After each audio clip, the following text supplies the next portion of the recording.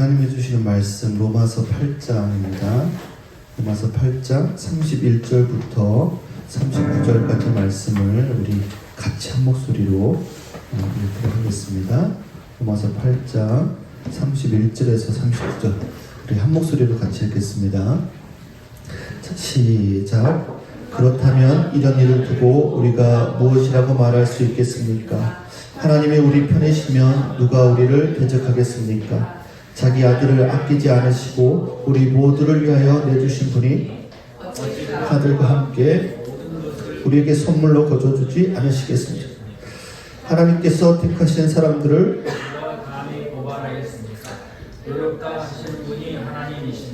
누가 감히 그들을 정죄하겠습니까?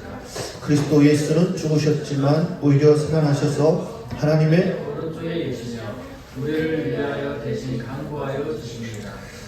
누가 우리를 그리스도의 사랑에서 끊을 수 있겠습니까? 환난입니까? 공고입니까? 박해입니까? 음절입니까? 할ված음입니까? 기업입니까? 또는 칼입니까? 성경에 기록한 바 우리는 정의 승리를 위하여 주옵니다. 우리는 도살당할 양과 같이 여김을 받았습니다. 양과 같은 그러나 우리는 이 모든 일에서 우리를 사랑하여 주신 그분을 힘입어 이기고도 받았습니다. 나는 확신합니다. 죽음도 삶도 수사도 권세자도 현재일도 장래일도 능력도 운동도 기쁨도 바다의 어떤 비전으로 우리를 주 예수 그리스도 안에 있는 하나님의 사랑에서 끊을 수 없습니다.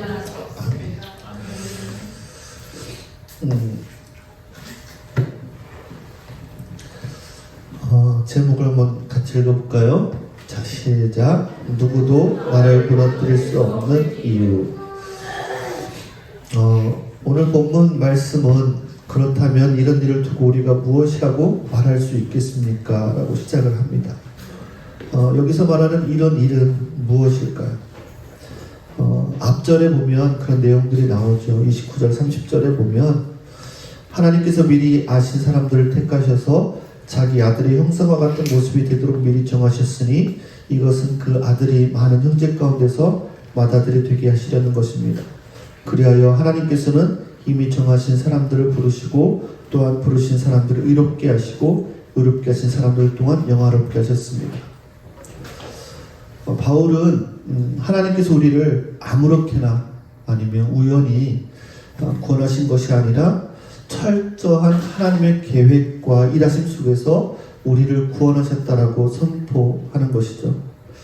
이 모든 과정은 하나님께서 계획하시고 친히 이루어 가시는 하나님의 완전한 구원의 여정입니다. 그런 놀라운 구원의 진리를 선포한 후에 감격에 찬 마음으로 이렇게 고백을 하는 거죠. 그렇다면 이런 일을 두고 우리가 무엇이라고 말할 수 있겠습니까? 그 어떤 말로도 표현할 수 없는 은혜와 감격, 그것이 바로 지금 우리가 받은 하나님의 구원이라는 것이죠. 이 일을 좀 더 확장해 보면 로마서 8장 전체와 연결이 됩니다. 그러므로 그리스도 예수 안에 있는 사람들은 정죄를 받지 않습니다. 그리고 2절에는 성령께서 하나님께서 어떻게 역사하시는지를 보여주십니다. 성령 하나님께서 얼마나 놀랍게 우리를 위해 일하고 계시는지 8장은 말씀하고 있는 거예요. 오늘 읽은 이 31절 말씀에 그렇다면 이런 일을 두고 우리가 무엇이라 말할 수 있겠습니까? 이 말씀은요, 이 사도 바울의 그런 감격의 고백입니다. 어떻게 보면 이 말을 더 확장하면, 이 일이라는 것을 더 확장하면 로마서 1장부터 8절까지 전체를 포함한다고 할 수도 있어요. 바울은 오늘 읽은 본문의 31절부터 39절까지 유명한 5가지 질문을 던집니다.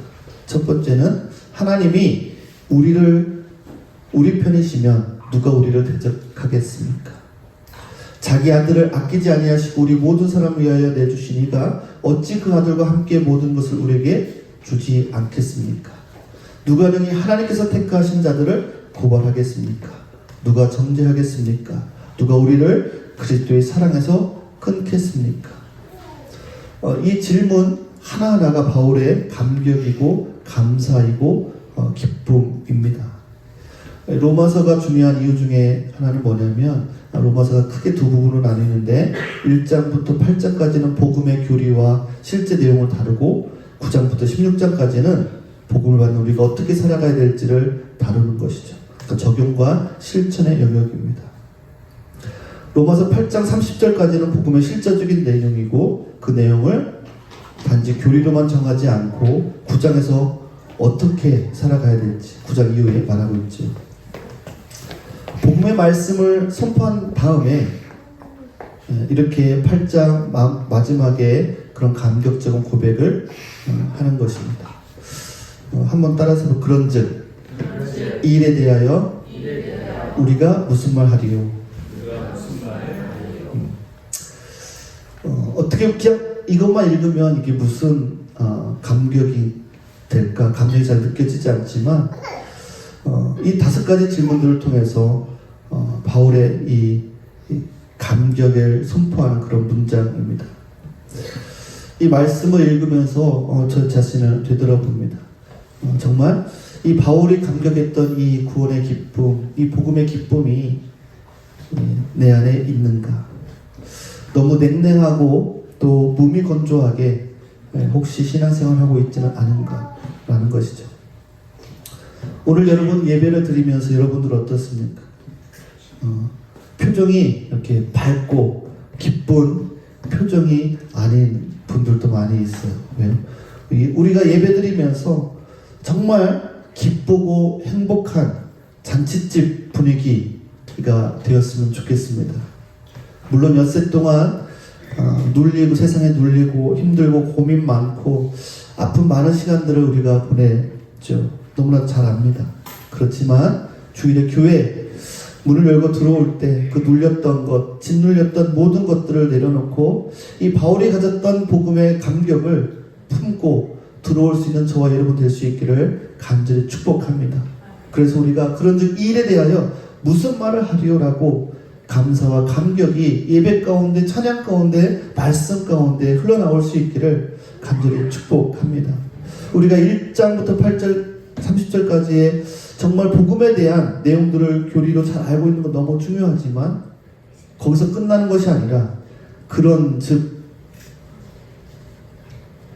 그렇다면 이라는 접속사처럼 이 고백이 우리 삶 가운데 흘러나와야 된다는 것이 말씀처럼 하나님 늘 감사와 늘 기쁨이 충만한 신앙생활을 누리는 것이 너무나도 중요하다라는 것이죠.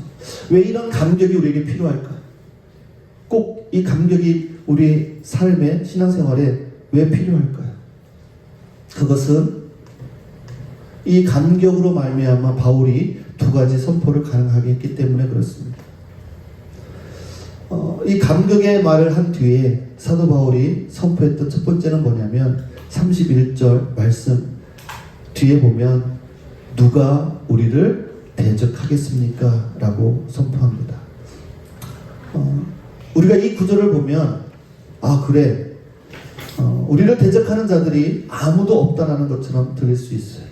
근데 여러분 다 아시잖아요. 실제적으로 초대교회 성도들과 바울을 대적하는 것들이 얼마나 많이 있었는지 모르겠습니다.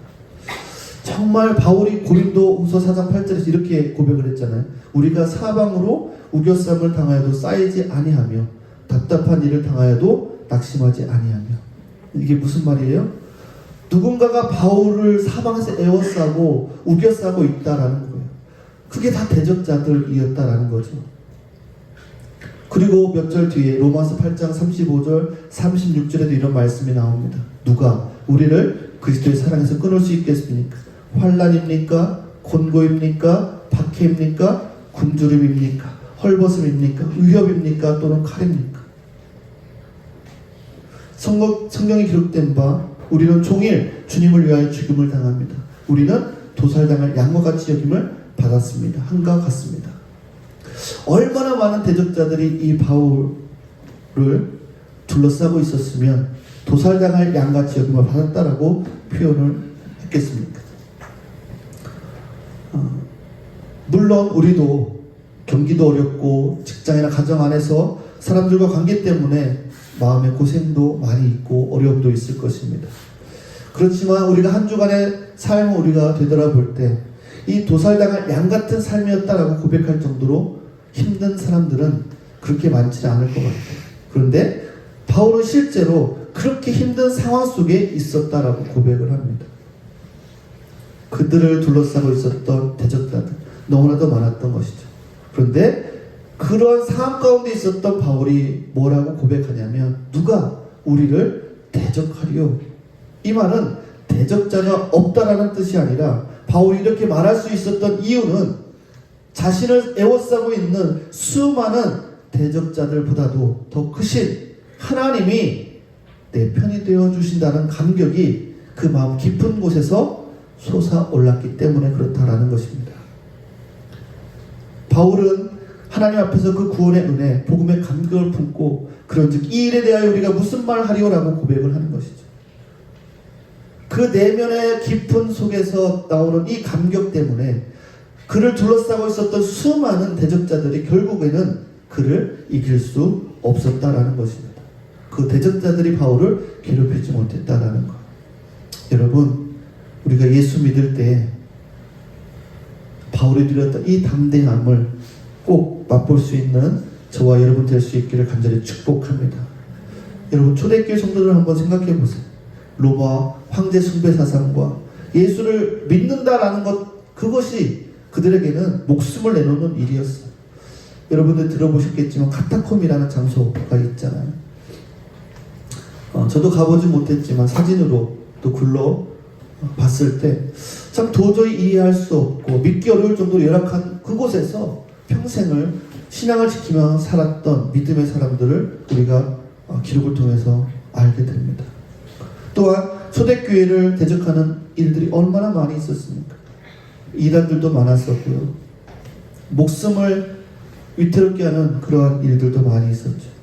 또 바울 곁에서 함께 사역했던 동역자들조차도 이 바울이 사람들한테 인정받고 또 주목받고 하는 것들이 불편해서 그를 괴롭히고 대적하는 사람들도 있었다라는 것. 그런 일들이 얼마나 바울을 힘들게 했겠습니까? 데살로니가 전서 후서 또 고린도 전서 후서에 보면 바울이 복음을 전하면서 동시에 자신의 사도권과 자신의 진정성을 증명하려는 말씀들이 곳곳에서 나옵니다. 왜냐하면 사람들이 인정하지 않기 때문에 그랬어요. 목회자를 인정하지 않고 그 자신에 대해서 설명을 해야 하는 그런 일들이 많이 있었다라는 거예요. 이렇게 설명해야 되는 바울의 처지가 얼마나 초라했겠습니까? 바울은 그런 상황이었습니다. 로마 그 시대에는 무식하게 칼로 창으로 피 흘리게 받기를 했습니다. 그런데 오늘날은 그런 일들은 없지만 우리가 마주하고 있는 대적은요 더 훨씬 더 교활하고 교모해졌습니다. 여러분, 요즘 시대는요 예수님을 믿는 가정에서 태어났다고 해도 그 아이가 저절로 하나님 나라 백성이 되는 시대가 아닙니다. 왜냐하면 우리 아이들의 영혼을 장악하려는 대적들이 얼마나 많이 있는지 모르겠습니다. 성적으로 타락한 문화는 말할 것도 없고요. 우리 어른들이 다녔던 초등학교, 중학교, 고등학교 시절과 비교하면 너무나도 많이 달라졌습니다. 여러분, 스마트폰을 처음 개발한 사람이 누군지 아세요? 혹시 아는 사람? 스마트폰을 처음 개발한 사람. IBM의 프랭크 캐노바라는 사람이 개발을 했어요. 그런데 이 스마트폰을 세상에 대중화시키고 활성화시킨 사람이 있어요. 유명한 사람이죠. 여러분 다 아실 텐데. 스티브 누구죠? 잡스. 네. 이미 고인이 됐지만 이 사람이 현대 스마트폰의 대중화, 혁신을 주도했던 사람입니다. 이로 인해서 세상이 완전히 바뀌게 되었습니다. 옛날에는 집에 유선전화만 있어도, 공중전화가 있어도 우리가 잘 살았죠. 그런데 요즘에는 스마트폰이 없으면 살지 못하는 그런 시대가 되었어요. 그 안에는 수많은 우리의 대적들이 숨어 있다는 거예요. 우리를 공격하고 대적하는 요소들이 너무나도 많이 있습니다. 하나님을 조롱하는 문화, 진리를 왜곡하는 논리들, 그런 현실들이 우리 안에 있다라는 것. 그리고 무엇보다도 오늘날 수많은 성도들의 삶의 환경이 너무나도 힘듭니다. 사는 게 너무 힘들어서 이렇게 상처받고 저렇게 상처받으면서 우리가 살아가고 있어요. 그런 환경 속에서, 바울과 같은 환경 속에서 우리도 오늘 이 말씀처럼, 이 바울처럼 이렇게 고백할 수 있었으면 좋겠어요. 그런즉 이 일에 대하여 우리가 무슨 말 하리요? 누가 우리를 대적하리요? 사람들은 나를 애워싸고 나를 삼키려 하지만 나는 하나님이 주시는 그 감격이 있기 때문에 그 누구도 나를 진정으로 대적할 수 없다. 그런 고백이 있을 수 있기를 간절히 축복합니다. 이런 담대함이 저와 여러분의 삶 속에서도 나타날 수 있기를 간절히 축복합니다. 따라서 해볼까요? 그 누구도 나를 진정으로 대적할 수 없다. 여러분 믿으십니까? 여러분 수많은 정보들이 여러분 스마트폰 안에서 우리를 대적하고 있어요. 우리 아이들을 대적하고 우리 아이들의 생각을 뺏어가려고 하고 있어요. 여러분 우리가 그것을 꼭 기억했으면 좋겠어요. 두 번째 우리가 주목해야 될 것은 하나님이 우리 편이시다라는 것. 하나님이 우리 편이시면 누가 우리를 대적하겠습니까? 하나님이 우리 편이시면 이라는 것이 너무나도 중요합니다. 따라서 보겠습니다. 하나님이 우리 편이시다. 하나님이 나의 편이시다. 이것이 너무나도 중요한 일입니다. 이 말이 성립되지 않으면 누가 우리를 대적하려라도 이 말도 성립이 되지 않아요. 여러분 우리 하나님이 내 편이 아니시면 우리는 얼마든지 사망으로 우겨쌈을 당하고 그저 비참하게 인생이 끝날 수밖에 없다라는 것이죠. 하지만 우리가 구원의 감격을 제대로 누리게 되면 거기서부터 담대함과 용기가 생기게 되는 것이죠. 예레미야 1장에 보면 하나님께서 타락한 시대를 위해서 예레미야 선지자를 세우는 장면이 나옵니다. 그런데 예레미야가 처음에 하나님 앞에 뭐라고 반항합니까? 슬프도소이다. 여호와여 보소서 나는 아이라 말할 줄을 알지 못하나이다. 철저히 자기 자신을 폄하하고 주장하는 예레미야. 그 예레미야에게 하나님이 뭐라고 하십니까? 너는 아이라 말하지 말고 내가 너를 누구에게 보내든지 너는 가며 내가 내게 무엇을 명령하든지 너는 말할지니라. 내가 너를 보냈다. 내가 내게 명령한다. 이 말씀이 오늘 본문의 의미가 통합니다. 하나님이 나의 편이 되시다. 너 혼자가 아니다. 내가 함께 간다. 내가 너를 도와줄 것이다 라고 하나님이 예레미야에게 말씀하십니다. 모세도 마찬가지. 하나님이 출애굽기 3장을 통해서 애굽의 압제를 받고 있던 이스라엘 백성들을 위해서 모세를 부르시죠. 모세의 반응도 예레미야와 똑같았어요. 저는 안 됩니다. 저는 말도 못하고 사람들이 저를 안 믿을 겁니다. 그 대목을 읽으면 어떻게 보면 도대체 왜 그럴까 생각할 수도 있고 나 같으면 다른 사람을 세우겠다라고 생각할 수도 있습니다. 그런데 하나님은 끝까지 모세를 설득해서 이렇게 말씀하시고 내가 반드시 너와 함께 있으리라. 오늘 본문으로 말하면 내가 너를 위해 내 편이 돼줄 거다. 걱정하지 마라 라고 말씀하십니다. 모세뿐만 아니라 모세 후계자 여호수아도 마찬가지였죠. 강하고 담대하라. 두려워하지 말라. 놀라지 말라. 내가 너와 함께 하겠다. 왜 하나님이 이렇게 반복해서 말씀하셨을까? 여호수아가 떨고 있었기 때문에 그렇죠. 내가 자격이 없다라고 생각했기 때문에 그랬죠. 그런데 하나님은 여호수아에게 말씀하십니다. 내 평생에 너를 능히 대적할 자가 없으리니 내가 모세와 함께 있었던 것 같이 너와 함께 있을 것이다. 내가 너를 떠나지 않고 버리지 아니하리라. 오늘의 본문의 말씀으로 나누면 이렇습니다. 나는 네 편이야. 내가 너를 위해 줄 거야. 아무 걱정하지 마 라고 말씀하는 거야. 여러분 우리가 너무나도 잘 알고 있잖아요. 예레미야도 모세도 여호수아도 하나님이 그들의 편이 되어주셨기 때문에 그들이 두려워했던 것과는 전혀 다르게 멋진 지도자로 쓰임받았던 것을 보게 됩니다. 어떻게 이게 가능했을까? 그것은 하나님이 나의 편이시기 때문에, 우리 편이시기 때문에 그런 거예요. 그러는가 하면 반대의 사람도 있죠. 빌라도는 자기가 살기 위해서 예수님을 내어준 그런 사람입니다. 여러분, 여기서 발견하게 되는 신앙의 본질이 무엇인지 압니까? 여러분, 신앙생활이라는 것은요, 죄성을 가진 우리, 걸핍하면 본능 때문에, 욕심 때문에 별로 중요한 것을 얻기 위해서 가장 소중한 것을 내어주는 어리석음을 우리가 반복한다는 거예요. 그것이 우리 인간이라는 거예요. 탕자 비유에 나오는 둘째 아들이 그런 일을 한 거죠. 자기 욕심을 채우기 위해서 그 욕심을 위해 필요한 돈을 얻으려고 아버지의 사랑을 내려놓은 거죠. 여러분, 그 결과가 어땠을까요? 행복했나요? 그렇지 않죠. 항상 본능과 욕망에 끌려서 진짜 꼭 붙잡아야 될 것을 놓쳐버리고, 뭘 붙잡아야 할지, 뭘 내려놔야 할지를 모르는 게 우리의 연약함이고 빌라도의 모습이었고 우리 인간의 민낯이라는 것입니다.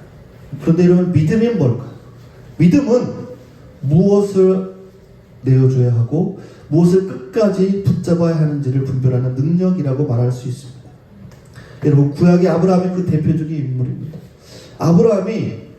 하나님이 아브라함에게 이삭을 바치라는 도저히 납득할 수 없는 말씀하셨을 때 아브라함은 눈물로 순종해서 그 소중한 독자 이삭을 바치기로 결단합니다. 재밌는 것은 창세기 22장 16절에 보면 하나님께서 이렇게 말씀하십니다. 내가 이같이 행하여 내 아들 내 독자도 아끼지 아니하였은즉.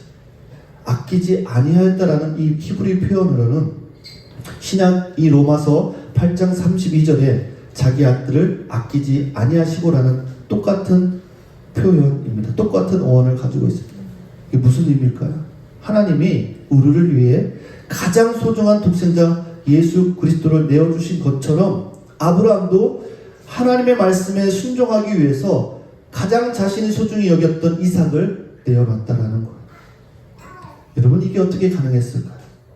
그 해답이 22장 5절에 나옵니다. 아브라함이 종들에게 이렇게 말을 하죠. 너희는 나귀와 함께 여기서 기다려라. 내가 이 아이와 함께 가서 예배하고 우리가 너희에게 돌아오리라. 이삭을 바치러 가는 길이었거든요. 그런데 우리가 너희에게로 돌아오리라 라고 말을 하고 있는 거예요. 아브라함은 하나님의 명령이 비상식적이고 이해가 되지 않아도 한 가지 정확하게 믿는 것이 있었습니다. 그것은 뭐냐면 하나님은 나를 불행하게 하시는 분이 아니다라는 거예요. 따라해서 볼까요? 하나님은 나를 불행하게 하시는 분이 아니다. 여러분, 하나님은요, 자기 유익을 위해서 나를 희생시키는 분이 아니다라는 거예요.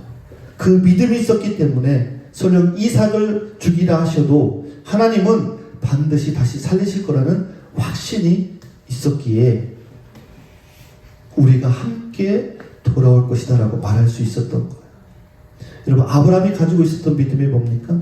하나님이 이삭을 죽일 수도 있겠지만 죽이신다 하더라도 다시 살려주실 것을 믿었다라는 거예요. 그래서 내가 이 아이와 함께 예배하고 우리가 너에게 돌아오리라 라고 말했던 것입니다. 그 믿음이 있었기에 가능했던 것입니다. 그러면 바울은요, 수많은 대적들이 자기 자신을 둘러싸고 있었지만 바울은 두려워하거나 낙심하지 않았어요. 왜 그럴 수 있었을까? 하나님이 나를 위하신다는 알았기 때문에 그렇습니다. 하나님이 내 편이라는 것을 확신하고 있었기 때문에 그렇습니다.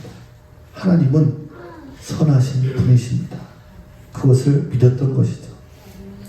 오늘 본문 말씀 속에서 아주 중요한 메시지를 하나 발견할 수가 있는데 그것은 뭐냐면 위하여라는 말이죠. 위하여. 이 말이 반복이 됩니다. 하나님이 우리를 위하시면 우리 모든 사람을 위하여. 바울의 논리는 뭡니까? 하나님은 정말 우리를 위하신다라는 거예요. 하나님이 정말 우리를 위하신다라는 증거가 어디 있을까요? 그것은 바로 십자가입니다. 여러분, 우리가 인생을 살면서 참 힘들고 어려운 일들이 많이 있잖아요. 정말 하나님이 나를 위하시고 계신가? 하나님이 정말 나를 내 편이신가? 우리 가정의 편이신가?